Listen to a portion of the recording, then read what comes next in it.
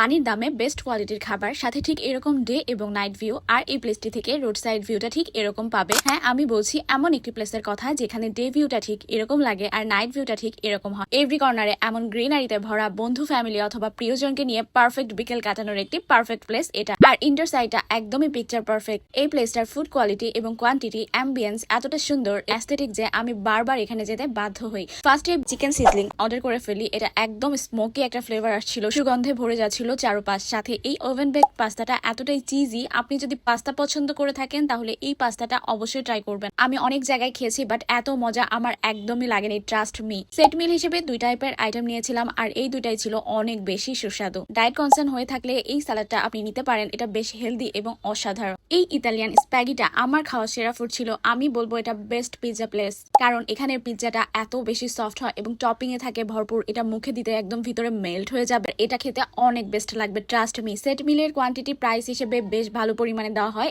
এই প্লেসটি তোমরা best for coffee প্লেসও বলতে পারো। এখানের বেরেস্তা সব টাইপের আইটেম এত বেশি মজা আর রিফ্রেশিং। এখানের 1 কাপ কফি নিয়ে ঘন্টার পর ঘন্টা কাটিয়ে দেওয়া যায় এবং আড্ডা দেওয়া যায়। এবং তারা কিন্তু বেশ কিছু সোশ্যাল ওয়ার্কের সাথেও জড়িত আছে, যেটা খুবই ইমপ্রেসিং। আর প্লেসটির নাম হচ্ছে অরিন্ডা অ্যান্ড বিনস। লোকেশন হচ্ছে new Shagufta, gate number 1, north Kalshi.